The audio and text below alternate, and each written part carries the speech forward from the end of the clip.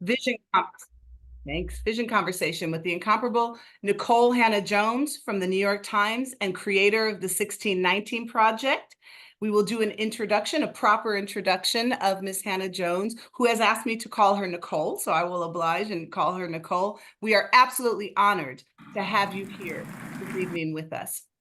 My name is Dr. Terry Ann Scott. I am the director of the Institute for Common Power and a former professor of African American history and chair of the department. I left a tenured position to join the Institute. So we will tell you a little bit about the work we do and why we have asked Nikole to join us this evening, because she has been a champion for the kinds of ideologies and work that we are trying to accomplish here.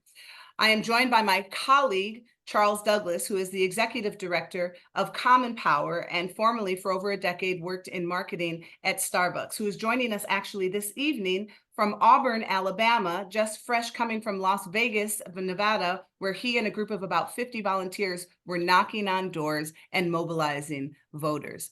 Common Power is an organization that is Seattle-based. It was started in 2018, and we mobilize volunteers for voters around the country, and we also invest in the next generation of leadership. You can imagine that in this election year, 2024, our work is eminently important. It always has been. But right now, we have so much at stake, and we will be doing all that we can to make sure that we have an election that allows for all people to be included in the folds of American democracy.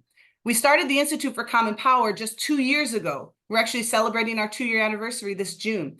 And the idea is that for people to be sustained in the work that we are doing, to be able to have longevity in this work, to understand the gravity of the importance of voting, to understand the history of race and racism and voter suppression in this country, then we had to offer them opportunities to learn about it. And that's through lectures and courses and taking people on learning tours through the South, through national educational events, and through important vision conversations like the one that we're going to have this evening with Nikole Hannah-Jones.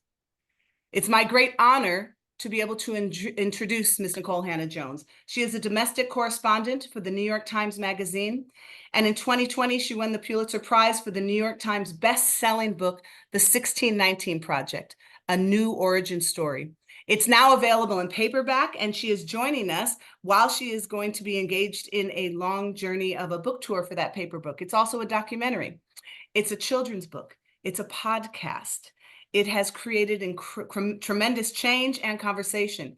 She's a MacArthur Fellow, also known as the Genius Awards. She's a co-founder of the Ida B. Wells Society for Investigative Reporting at Morehouse College. She's a Knight Chair in Race and Journalism at Howard University. They're extremely lucky to have her. And she founded the Howard University Center for Journalism and Democracy. I'm going to stop sharing my screen here. Thank you so much for joining us. We are honored, absolutely honored to have you with us this evening. Thank you. Happy to be in conversation with everyone. It was fun seeing all the roll calls coming in and where everyone was joining us from. One of the things that's really important with Common Power and the basis for a lot of how we build is relationships. And I just want to shout out, Nikole, that we met you in person in Selma because you're on the board for Foot Soldiers Park. And Foot Soldiers Park started by one Miss Joanne Bland, the only Miss Joanne Bland. And if you go to Selma, you haven't been to Selma until Miss Joanne guides you through. And she's been somebody who we've had a great relationship with for a very long time. Dr. Terry and David Domke lead tours to the South. And on one of those trips, we met you there. And this would not have happened without that relationship happening first. And shout out to Miss Joanne. Shout out to Foot Soldiers Park, and shout out to all the good people supporting the work there in Selma. Thank you for your time with them. Absolutely. Thank you. So for our first question, because the way that the format will go this evening is we will talk to you. We'll have a conversation. We have some questions. We have one of our educators from the Institute who works with us who will come and ask questions. And for you who are out there in the audience, we ask that you drop questions in the chat. And 2 of the members of our organization will be able to collect those and give them to us. So at the Institute for Common Power, we connect the past to the present. We historicize what is happening today. And so for my first question, I want to start with a slide for you. Today is June 11th, 2024. 61 years ago, on this day, a number of monumental things happened in this country. If you look at those top two pictures, this was the day that Governor George Wallace in Tuscaloosa, Alabama, at the University of Alabama, quote, stood in the schoolhouse door and tried to prevent two African-American students from integrating the University of Alabama. Now, this was how many? 9 years after the Brown versus Board of Education ruling. And you can see those two students there in the corner, Vivian Malone and James Hood. And the Kennedy administration made him stand aside after he had barked many things about states' rights. And it was that evening, June 11th, that JFK got on television and talked about the racial disparities in wealth in this country and said that a Black child should be born with the same opportunities as a white child. And he called the civil rights movement a moral imperative. And it was that evening that when Medgar Evers was coming home from his office in Jackson, Mississippi, he was killed by an assassin's bullet, Byron De La Beckwith. And so all of these things happened then, June 11th, 1963, 61 years ago. And here we are, 61 years later, and we are dealing with some of the same issues that were at play at the time. So what can you say to us about that? About the fact that we're dealing with so many of the same issues? Yes, related to school segregation, states' rights, and so many other things. Yeah, I mean, it's sort of remarkable. So one, I think we should also point out that Medgar Evers was a World War II veteran. And as one of my colleagues from the Times tweeted out, he survived Normandy. He actually was one of the soldiers who landed at Normandy only to be killed by white supremacists in Mississippi. And I think in some ways, that fact, and the white supremacists who killed him, as you know, Byron De La Beckwith was also a World War II soldier. So this so-called greatest generation was coming home and violently suppressing the rights of other Black folks and even Black folks who had fought to liberate Europe.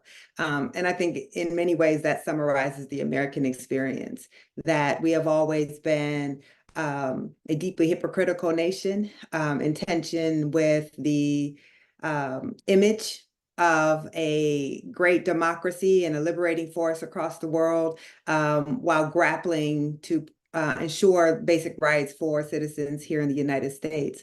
When I think about those two things, of course, Medgar was organizing for voting rights. This is 1963 is before we see any of the great civil rights legislation that would pass. Of course, Kennedy would be assassinated after that. And Lyndon B. Johnson, who was actually my favorite president. Black folks love to have JFK on their wall, but the man who actually delivered on civil rights was LBJ.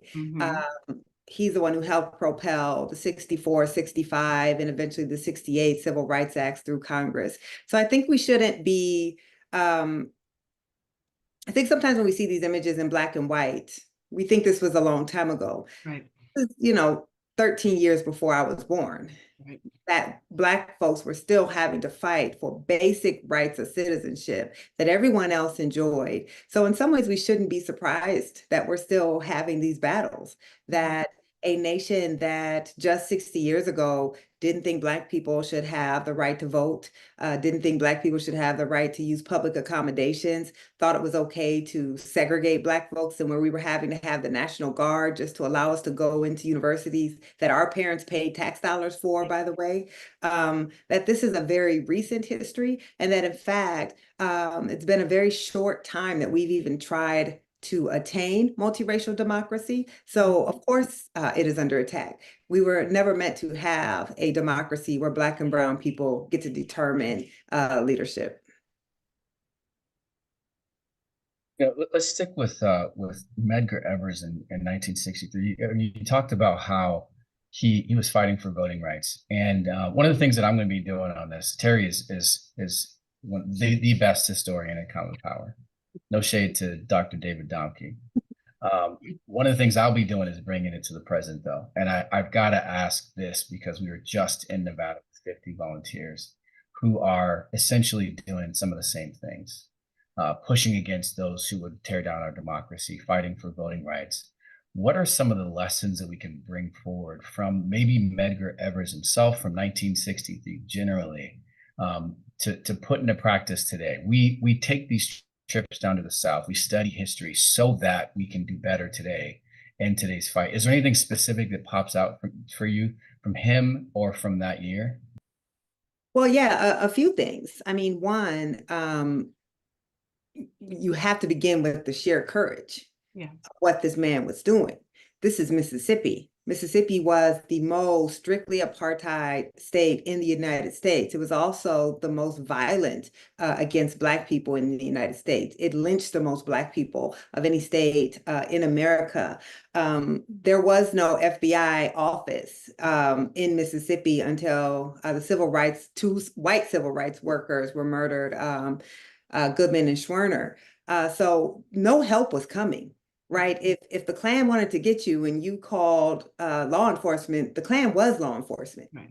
So the incredible bravery of people who stayed and worked in their own backyard, right? There were a lot of brave folks who fought in the movement, many who would fly down south, do some organizing, and then they could go back home to the safety of wherever it was that they came from. But Medgar was doing his work where he lived amongst his people. And so I think that that is any real organizing that's going to be successful has to have and deeply involve and embed people who live in those communities, that people who are trusted in those communities and people who are brave. We haven't had as much political violence, obviously, now as then, but we are seeing an uptick in political violence. We can look at what happened with the poll workers in Georgia, right? The two Black women. The threats of violence against poll workers in Detroit that we're seeing all over the country. So I think there's a lot of lessons there. But I think probably the biggest lesson that I would take from Medgar Evers, especially as we're going into a presidential election, where people don't seem to care too much for either candidate, right?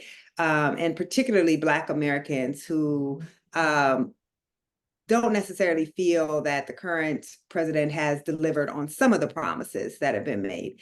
When Medgar Evers was organizing for voting rights, there was no candidate speaking to Black issues, period. Right? There wasn't. They were fighting for the right because if they didn't have the right to vote, candidates would never have to speak to Black issues because Black people could not help determine elections. So what we have always had to be as Black folks in America are pragmatic voters. We unfortunately have never been able to be aspirational voters. We have to vote to try to maintain our rights. We have to vote for the person often who, for us, is the lesser of two evils. Now, I don't think Trump and Biden, you cannot equate these two men whatsoever. But I think our lesson is a lot of people feel a lot of apathy around voting, especially younger people who feel like no matter who they vote for, not that much changes. People who feel like we're kind of veering towards oligarchy, that both political parties are just overrun with money and influence from billionaires and not enough influence from the regular folks who have to deal with these policies, that we have to take a lesson from those who literally sacrificed their lives for our right to vote, which is we have an obligation to vote even if our candidates are not ideal. That we have an obligation to protect our communities, even if we don't feel particularly excited about one political candidate over another. We know clearly that one would help disenfranchise us, try to overturn our vote. When Black women, particularly in places like Georgia and Philadelphia and Detroit, delivered that election, then he said that our votes shouldn't count. So we have a duty. And when you bring up someone like Medgar, literally a martyr, for us to have the rights that we have, we just have to understand that that is our obligation, not just as Black folks, but as all Americans, that those who died for our right to vote did not die in vain. Absolutely. Okay, I just wanted to follow up, Terry, that just 20 minutes in, Nikole dropped probably the heaviest, the heaviest topic of the night.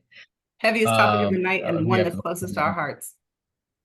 That's exactly right. The second thing I would add is that the part about working with local folks, I just want to call out, that is why anytime Common Power goes anywhere, we only work through people who are in that state. We're never going to stayed alone. I love that you said that. Right. So local people are leading our efforts and telling us what they need to see. You hit on so many things, and a couple of them in particular that I want to highlight when you talked about the courage, because even when we draw those historical parallels and we see that kind of through line, and we see that we have so much work to do, we see a backlash against Black progress. We also have to recognize the accomplishments that we have made because of people like Medgar Evers. And I often talk about history as a self-help book, that if they could do that then there's no stopping us. So I'm so happy that you illuminated the kind of courage that it required for him to do that. And not only that, but the fact that there was no one for them to call. And the people who they called were actually the ones who were in the Klan and the White Citizens Council. Something else that I want to ask you about. Voting. We have an obligation to vote. You are unwavering about that. We are unwavering about that. I'm watching people come in on the chat saying, how do I tell young people to vote? What do I do? One of the things, the ways that we can often get them to vote and to think about that is to think about the importance of local elections and what local elections mean and how it's tied to so many things, like, for instance, education.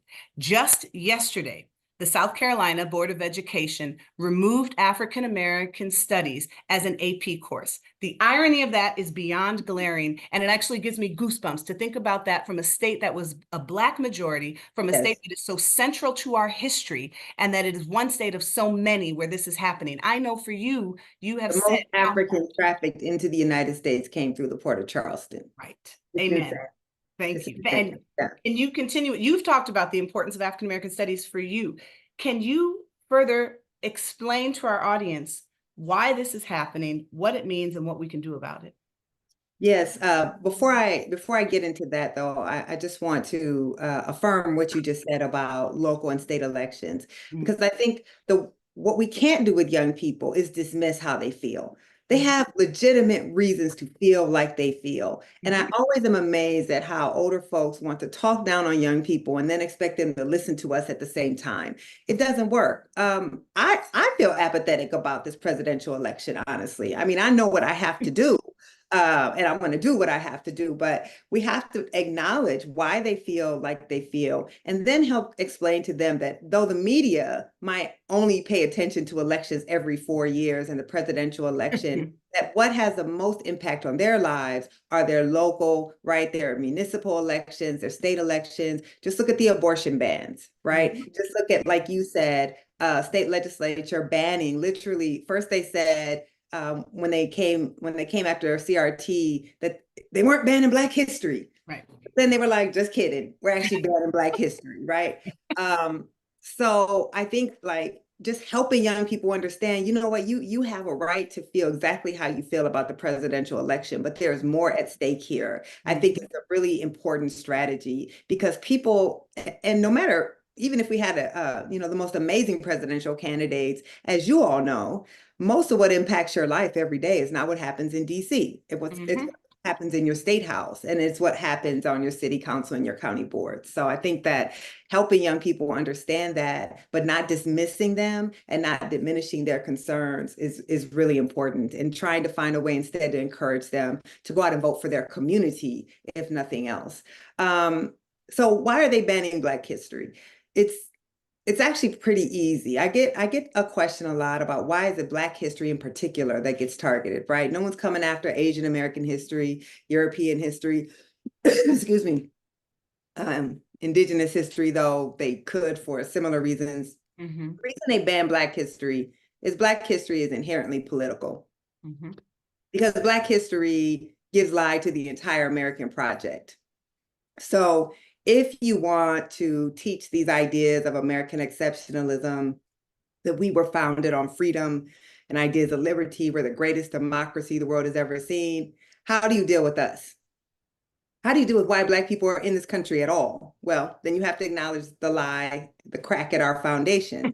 How do you talk about, when we open talking about Medgar Evers, how do you tell that mythological narrative about the greatest generation and then acknowledge that Black folks had to wage a double V for victory campaign, victory abroad and victory at home? Right. that Black men were getting lynched for wearing their uniforms, Mhm. that Black men could see German prisoners of war being served in cafes in the South that they could not go in as American citizens. So when you teach Black history, then you teach a story of America that does not merely glorify and mythologize this country. There's no way to teach Black history without tearing down the myths.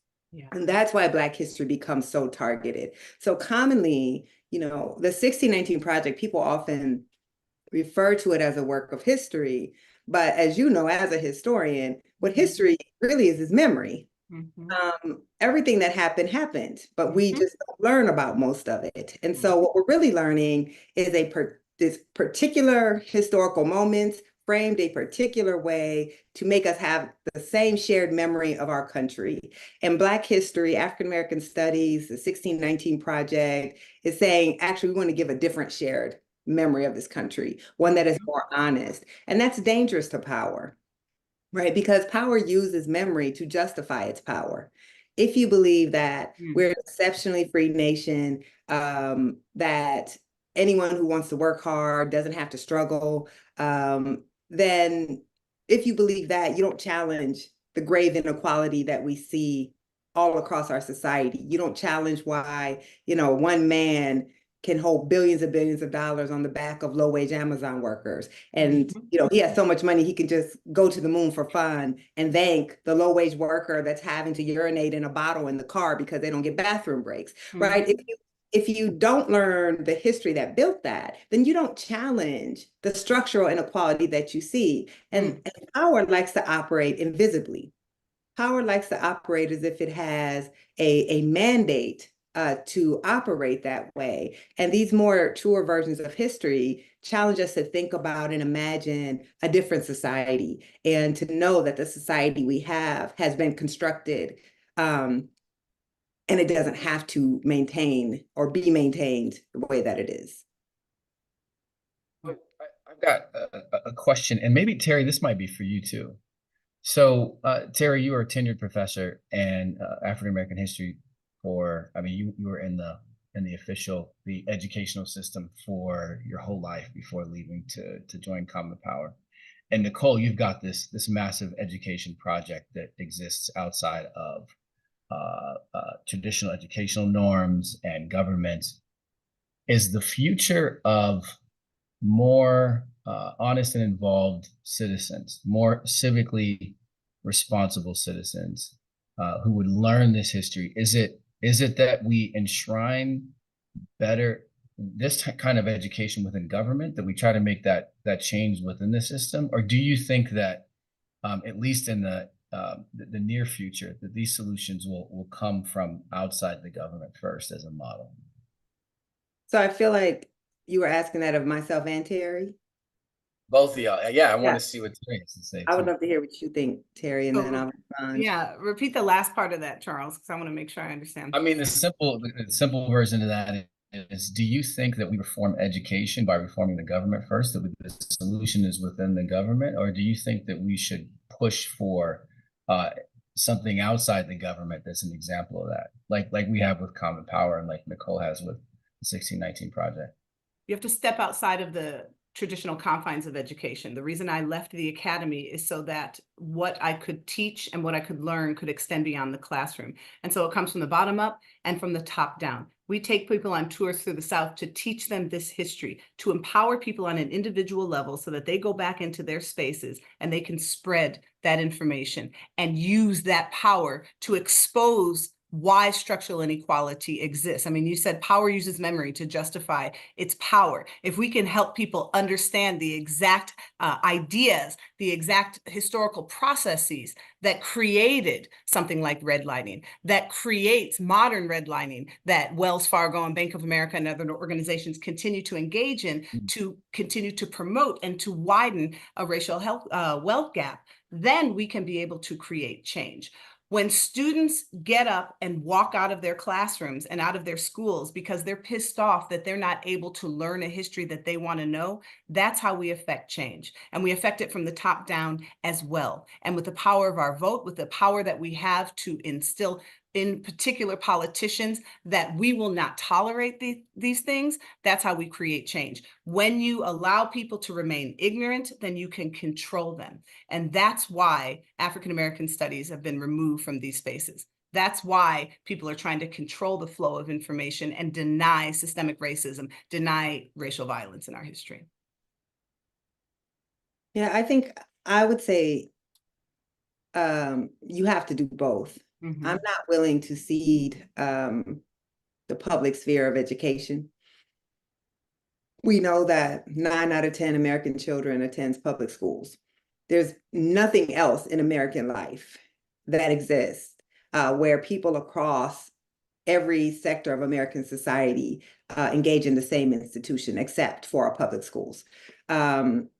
And so I think that you would never want to simply cede that ground, that if we are to have any chance of having a common understanding of our history, a common understanding of the truth of what actually built both this nation's great wealth and its great inequality and the society we live in today, that we do have to be fighting to have some sort of common curriculum around these issues. Now, that's not going to be easy, particularly because we have dysfunctional, divided government. And of course, most of the agenda for states is, or excuse me, education is set by the states, not the federal government. But there are ways to incentivize. I mean, when you look back to the days of desegregation, the way the federal government began, so the federal government used both carrots and sticks. It would sue you if you weren't integrating or desegregating, but it also increased federal funding exponentially and said you have to desegregate if you want access to these federal funds. And so many districts that were poor and segregated wanted that money. So I think that there are ways that we can incentivize districts. Now, we're in a similarly polarized moment in America where we know red state governors, they walk away from federal funds all the time now, right? They don't care if they're hurting their own citizens. They wouldn't expand Medicaid. They walked away from free lunch, federal dollars for young folks, which is just the sign to me of a debased society that will take money to feed its children. So I know that work is hard, but I think we cannot just merely rely on outside entities to try to help our children get this history. And the reason is just too many children will be left out, right? That would just depend on then who would have access to getting this information outside. So I think it has to be both and the last thing I'll say is as I give talks across the country, I really try to help folks understand. So I was an education reporter for most of my career. Before the 1619 Project, I mostly wrote about school segregation, school inequality. I was a schools beat reporter. I sat in on school board meetings. And I know 10 people who come to a school board meeting and make a noise can get policy changed. Absolutely. You don't exactly have to have 200 people who are showing up. 10 people can get policy change. Right. And in fact, that's how the folks who are banning our history are getting policy changed. It's not that they have the majority, that they are exercising the will of the people. They're not. They're just showing up and we aren't. And that's the difference. And if we show up in the same way, and we actually have kids in the school, and we actually have a legitimate argument, we can overturn that policy. And I just don't think we're fighting it hard enough. I tell people that all the time, that you have to be louder than the voices of dissent, because the people who are happy with the curriculum, the people who are happy with the classes that are often offered in their school districts, they don't say anything about it. They're just complacent and they don't think that it can be taken away. But the ones who oppose it, they show up, and a few of them scare the school board members and they shift the change. We have to be louder than they are. That's absolutely right. Because all the polls show they don't represent the majority. Even in a state like South Carolina, they don't represent the majority. But it doesn't matter because, again, if the majority is just, and I think many of us didn't take this seriously at first. Like it sounded too crazy to take seriously, right? Like you can't literally ban African American studies. It's an opt-in class that students don't even have to take unless they want to. So why would you ban something that students are opting into? It sounds crazy, except we are in a time where what would have seemed impossible even 5 years ago is being legislated all across the country. So, you know, that's the reason they said to stay woke. I know they tried to turn woke into a dirty word, but in our communities, there's a reason why they said that is we need to be paying attention because they're fighting dirty. Most of the people who are getting these laws passed, they don't even have kids in the public schools. Their kids aren't even in the classrooms. They're telling you what your kid can be exposed to in public schools where they don't even send their children. So we need to wake up and we need to fight back. Yeah, and I wanted to just a shout out to the K through 12 educators who are in the audience. We have quite a big number of them here watching, and that's the quiet, loud future. Right now, they are getting ready to go, but they're going to cause a ruckus. The ones that are tied to common power are going to cause a ruckus locally, but in the far off future, they're going to dictate policy. I think locally, teachers are not. We have to have their back. Right. That's right. The problem. That's right. I think there are so many courageous educators out there who are teaching the truth regardless of what is being said in the state legislature, who are pushing back. But if we don't have their backs, right, then we are sending a very dangerous message to them that they'll go out on a limb to protect our children's right to learn, and then they can get fired or punished because we are not collectively behind them. So we have to be allies for our teachers and give them the strength and the support. And actually, they shouldn't even have to be the ones waging these battles. These are battles against their own employers. We are the people whose children are in the schools and who fund the public schools, and we should be the ones out there joining with them and really giving them cover and shield. Right, that's part of having their backs. Shout out real quick to Jay-Z, who I heard is getting involved in education, maybe in not the best ways. Brother, if you want to help out, man, guarantee the income of some of these teachers that are getting political. Yeah, because we don't want to shout out what Jay-Z's doing. I know. He wants to do it the right way. He wants to do it the right way. Right. That's right. And we've had educators come and speak to us and work with us who have been fired for teaching classes on social justice. Many who have been teaching them for years, but in this particular political climate, now they're being demonized and attacked. That's right. Yeah.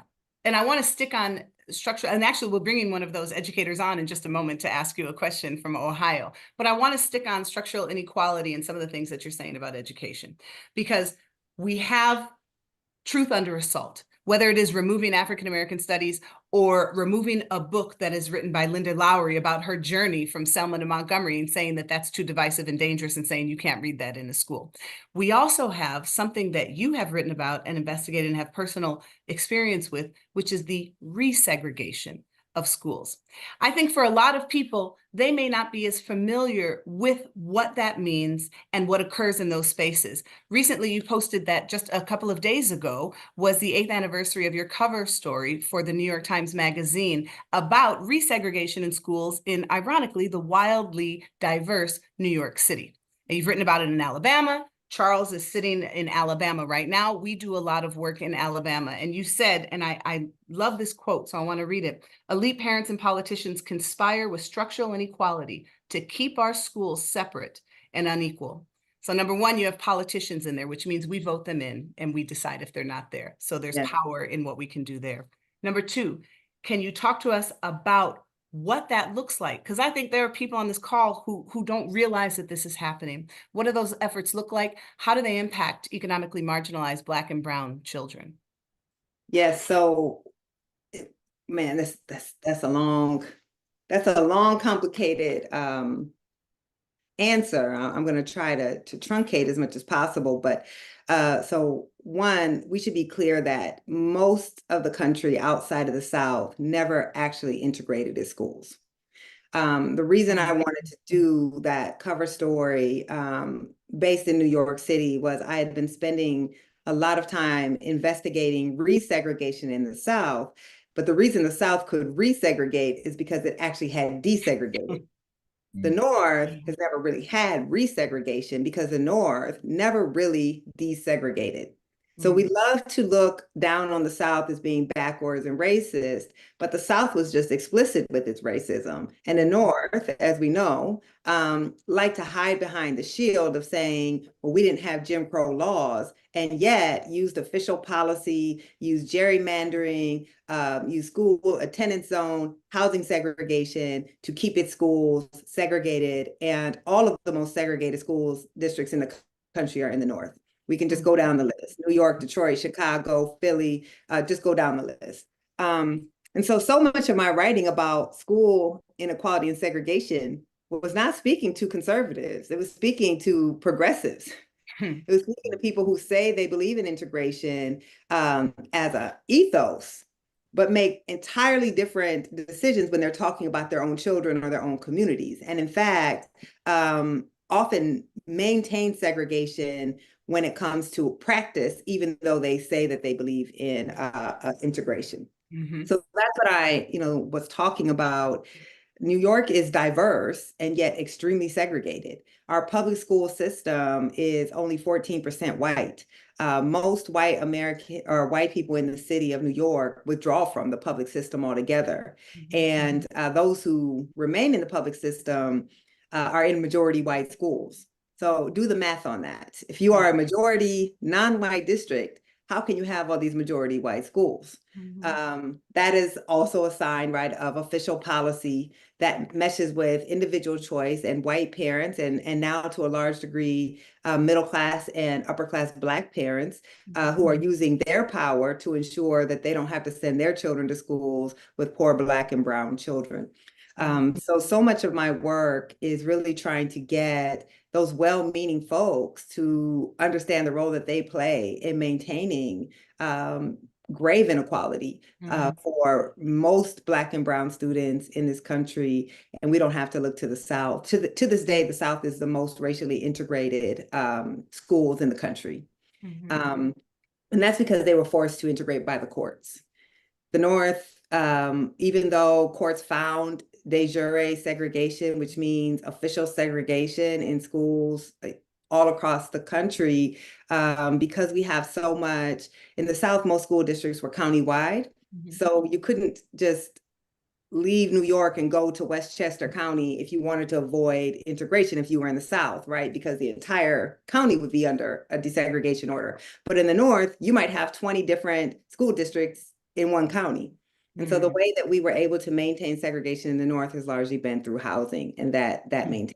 Yeah. So I think what I'm trying to do is get people the one aspect, really the two aspects of civil rights that we have been the least successful on has been housing and schools. And that's because those are the two aspects where civil rights is personal, right? It's easy to believe in civil rights in the abstract. Well, sure, anybody should be able to vote. Or if you should be able to eat in whatever restaurant you want to go to. But if I don't want to be around Black folks, I just live in a white neighborhood and I go to the restaurants in my white neighborhood, and then I don't have to worry about eating around Black folks. So the intimacy of the classroom has meant that has been the most challenging for us to actually realize the goals and objective of the civil rights movement. And there's a lot of denial. I mean, a lot of denial on behalf of white parents, and now again, increasingly Black parents of some means about the role that they play in this inequality. I don't even know if I answered your question, but that's what I'm gonna do. You absolutely did, and you made a particular choice with your own daughter, and by your own account, she's thriving. Yes, I mean, so like I said, I covered education most of my career. I'd written about segregated Black schools, and before I had my own children, was always struck by how all the people who said they were working on behalf of poor Black children in segregated schools, when you'd ask them where did they send their children to school, not one of them, not a single one of them, sent their kids to the schools with the children they said they were fighting for. And that always just seemed the epitome of hypocrisy to me. How can you say those children are worth the same education as any other child, but then say my child is too good to be with those kids? So when we moved to New York City, my daughter was 1. If you know anything about education in New York City, by the time you're 1, parents are already giving you advice on where to send your kid to school. We live in a low-income Black neighborhood. And so as soon as we got there, Folks were telling us we needed to start figuring out what private school or, get our child tested for talented and gifted so that we could get her away from the kids in our neighborhood. And my husband and I, it was just opposed to our morals. If we live in a community, we think we should send our child to school in that community. If you believe that all children are worthy of the same education, you can't say all children except for mine. It doesn't mean that there's no sacrifices that come from that. But I think the fact that I think part of why we see what we're seeing in society is we have lost the belief that we have to do things for a common good, that it's okay to sacrifice for a common good sometimes. And really, when you're a person of means, the sacrifice is not that great, right? I could hire a personal tutor. I could do whatever I needed to make up for what my child might not have been getting. I could do that, but I could also bring to that school so much resources that other parents could not. And I really wish that we are where we are in the society because we have really lost this belief that we owe anything to each other. And we have allowed the language of market and capitalism and individual pursuits to really corrupt even our most democratic institutions, which is what public schools are. So that's the choice we made. My daughter's, as we discussed earlier, graduating from 8th grade. She's an honor roll student. She's done great. And the greatest thing is she doesn't think she's better than any other kid in her neighborhood because she's been with them her whole life. It's good parenting. That's awesome. On that point too, a reminder to everybody here, and there's a lot of folks from Seattle on this call, one of the biggest, most consequential Supreme Court cases around education and affirmative action. It was based around some parents in Ballard, actually, north part of Seattle, that brought that case all the way to the Supreme Court. So our hands are not clean either. We're going to kick this to one of those educators that we talked about. Ivory Kennedy is on the call. And first, I want to reiterate, Ivory, Nikole's idea about backing you up. Not only do we have your back, but Dr. Terry Scott is going to work on getting somebody with some dollars to back y'all up who are getting busy in these school board meetings. So that's something we're going to work on. And when Dr. Terry puts her mind to it, she's serious about it. But you've got a question here, sir. You've been with us for, well, introduce yourself. Talk about how long you've been with Common Power here and what you're doing right now for The Ohio State University. Yes, so thank you so much. Thank you, Nikole, for everything that you've shared thus far. I am the program manager, interim as well, for middle childhood education and social studies here. So students that want to be middle school teachers 4 through 9, and then social studies teachers 7 through 12. So going back to what you said, even thinking about your daughter, as a former 8th grade teacher myself who taught American history, and I used the 1619 project in my classroom, and actually one of my former 8th graders is actually here on the call, so it's kind of full circle. Thinking about the narrative that is surrounding the word patriotism, how could you and how would you encourage social studies teachers or history teachers to do a better job of highlighting African-American heroes like Harriet Tubman, Fannie Lou Hamer, and then even those veterans like your father, because you spoke about the flying of the tattered flag in the front yard, as true patriots, especially given that they were fighting for similar rights that the framers of the Constitution were fighting for? Absolutely. Thank you for that question. Love that book on your shelf back there. Signed it. Excellent. And just thank you for being an educator. We know most of our kids can go all the way through 12th grade without ever having a Black male educator. So I know how important that is. And if you read the preface to that book, you know it was a Black male educator that introduced me to the year 1619, Mr. Ray Dial. So really can have a transformative impact on students of all races. I love the framing of that question because really that is what I'm trying to do with the democracy essay, and really the entire project is to get us to reframe kind of our understanding of who has been the great democratizing force in the United States. So when we talk about the Civil War, or we talk about the civil rights movement, when we talk about the Civil War, we talk about the Civil War, for instance, as white people going to war to liberate Black folks. And we completely erase Black people as if Black people were not fighting to free themselves. And in fact, we know from historical research that some 80%, I think about 77, of eligible Black men in the North fought in the Union Army. Think about that. No other group had a rate of participation in the Union Army at that rate. And of course, it makes sense. This might not have been a war for liberation for the white folks who were fighting it, but certainly for Black people, this was a war for liberation. 200,000 soldiers, Black soldiers fought in the Civil War. Abraham Lincoln himself credited the Black soldiers with saving the Union, because the only reason that Black men were allowed to finally fight in the war was because the Union was losing. And white people, once they began to think that this was a war over slavery, they didn't want to fight anymore, right? So we saw the draft riots, and they weren't signing up and they were deserting. So he had to allow Black people who had been begging to fight. This is how racist our country is, right? Like, you're fighting a war and will not let people who can help you win that war fight, because you don't think Black people should fight, because if you arm them, they'll expect to be treated as men and citizens. So we saved the Union, and yet we get erased from that story, except that one little movie, Glory, right? It's the only inkling that Black folks were even fighting in that war. And then you think about the way we talk about something like the Civil Rights Movement. We talk about this as if this were a Black rights movement. The Civil Rights Movement was a movement to democratize the United States. Amen. Period. Right? So when we think of patriotism and who gets to be called a patriot and who gets to be considered the architects of the freedoms that we all enjoy, not just that we as Black people enjoy, but all people enjoy, the face of those people are never Black.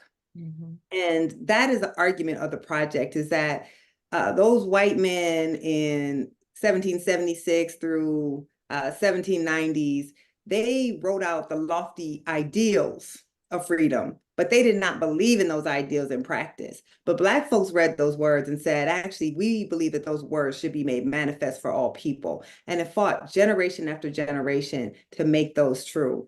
How empowering is that for a Black child to get that version of understanding of the contributions that Black people have made to the American project? But how empowering is that for any member of a marginalized group to see people who are a small racial minority who had literally been brought here as property, really architecting and bringing about the reality of democracy in the United States? I think that reframing is so critical. Though I myself am I have very complex feelings about patriotism in general. And I don't know that the role of social studies or history teachers should be to teach patriotism. I think the role of maybe civics teachers should teach patriotism. I don't know. But I think when we start teaching patriotism, we necessarily then teach children that their nation is better than other nations. And therefore they're deserving of things that are other countries might not be deserving of. We can see the realities of that every day, and whose lives we think are important and whose lives we think are not important. So I have a very, I still have a very complicated view of what patriotism is, but I certainly would say if we were to subscribe to any notion of patriotism, it's not the performative flag pin wearing, my country can do no wrong patriotism. It is the type of patriotism that Black folks have always had, which is to critique and to fight your own countrymen and women if necessary, to force the country to live up to its ideals. And the ideals are majestic. We just have never actually lived up to them yet. It makes me think of Langston Hughes, for America to be what it will be. That is a form of patriotism, to make America what it should be. Yes, that's beautiful. We have the chat. I cannot believe that we're almost coming to a close of the time. It just feels like it whipped by. I wish you could be here for hours and hours. Hopefully you'll come back sometime soon. But so much has been coming through the chat. We have a couple more questions for you. Somebody wrote that they thanked you for reconstructing the soul of America. And I think that's a very appropriate comment for them to make. And you have done so much even before the 1619 project. And then, of course, the 1619 project just broadened the audience tremendously. And the work is revolutionary. And now it has become a documentary and so many things that we talked about in the beginning. And it hasn't been without a cost to you personally. You know, we are engaged in this work in Common Power that is the work that we want to do, because it's the work that changes people. It's the work that creates change and creates democracy for all. And it is work where sometimes people attack you, and it is emotionally heavy. You have been attacked so much and on a public platform. How do you deal with it? How do you keep going? What can you say to our audience about perseverance? Because you are killing it. Thank you. I definitely would have answered that question very differently 3 to 4 years ago, where I think I really did become overwhelmed by the attacks. I really did let them take both a mental and physical toll on me. But what I have realized is folks don't attack you with that level of vengeance and organization if you're not having impact. And if the work wasn't having impact, nobody would bother with it. And you certainly wouldn't see the type of power that aligned against the project, aligning against it. You wouldn't see, President Trump castigating the work. You wouldn't see state senators introducing legislation against it. You wouldn't see states trying to ban it, school boards. You wouldn't see all of that if the work didn't matter. So understanding that, and then being a student of history and knowing, my spiritual godmother is Ida B. Wells. This was a woman who had the courage to do her work at a time when Black people had no protection. She didn't do her work for the New York Times. She didn't do her work in a place where Black people had rights. So if she could do it, my life is easy. And I know, who I do this work for every one person who has tried to attack, I've heard from thousands of others who support the work and believe in the work and have felt the work to be transformative. So for me, it's easy. I know who I do the work for. I say all the time, and I'm not joking when I say it, I'm built for this. My grandmother, Arlena Tillman, was born on a cotton plantation into a family of sharecroppers. My father was born on that same plantation. My life is easy. They could not even imagine that their progeny would one day live the life that I live. So every day I just am trying to repay my debt. That's beautiful. It make me cry.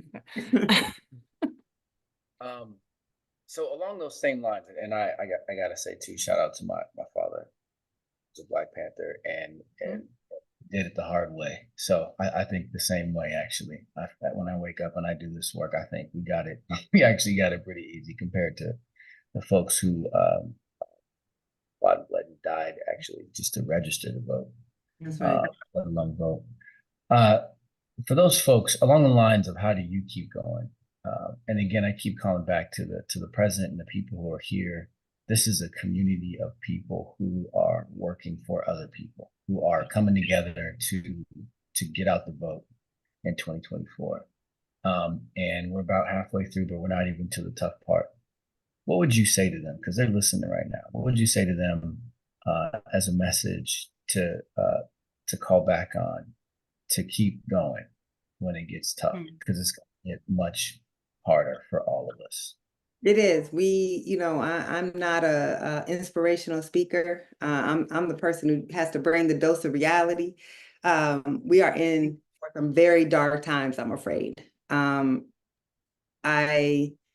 look at what's happening with the Supreme Court. I think even no matter what happens with this election, the problems that we're facing, the erosion of democracy, the threats against democracy, the threats against civil rights, the deterioration of women's rights, all of this is going to continue. But what I will say is we have always had people who believe that the impossible could be made possible. That when in my darkest moments, I think about, someone like Frederick Douglass in 1835. Could he have imagined that in 30 years slavery would end? Had to believe it was possible, but there was no reason. Slavery was increasing. There was no reason for him to believe that in 30 years, that institution that had lasted since 1619 would come to an end, but it did. Mm. Think about someone like a Fannie Lou Hamer or a Diane Nash or John Lewis. No reason to believe that they could end the system of racial apartheid within a decade. And yet they did. So even when we know that our adversaries seem like they're winning, that we know there are dark times ahead, we also know that we have the ultimate power to change our society and to make what seems impossible possible. But we have to do that work. So we can't give up. We can have our moments where we have to, you know, close out the world and weep or drink or do whatever you need to do. And then you get yourself together and get your ass up the next day and you go out and fight again. Because we had amazing ancestors, all of us, and our obligation is to become great ancestors ourselves one day. But we don't have a choice but to fight. You don't have to fight every single day. Don't kill yourselves doing it, because that doesn't do any of us any good. But understand the difference between us and them is we're on the side of right. That's right. And that's one thing that I know every single day. I'm fighting for all people. I believe that we have enough in this country where we can take care. We don't have to have homelessness. We don't have to have all of this incarceration. We don't have to have students who are struggling in schools that don't educate them. We can feed every American. We can house every American. We can give healthcare to every American. We can do those things. Yeah. That's what our side is fighting for. We know that that is right and just. So when you know that what you're fighting for is the right thing, what more motivation than you need? Even if you may not see it yourself, right? I mean, think about Dr. King, like the last sermon he gave before he was assassinated. He knew he wasn't going to make it, and he told his people, I may not get there with you, but I'm going to fight every day, because if I don't get there, my grandchild will. And she has. So that's what I give us. Wow. Nikole, you are inspirational. Come on I now. know. What are you saying? Come You're on. not an inspirational speaker, you know? And Miss Nikole Hannah-Jones, I know that your grandmother is so proud of you. Make the impossible possible, you said, and get your ass up and do the work. That's right. Amen to all of that. We cannot thank you enough. We cannot tell you how honored we are to have had you with us this evening. Thank you so much. Thank you. We do hope that you will join us again. I'm sure our paths will cross soon somewhere in Alabama. Charles, is there any last things you wanted to say? Hey, I'm ready to get to work, y'all. Let's go. Let's do it. Let's go. Thanks, Thank Nikole. We'll see you again. Thank you, everyone, for joining. Thank Thank you, you, everybody. everyone. Have a Have a good beautiful night. evening. Bye-bye. The chat has an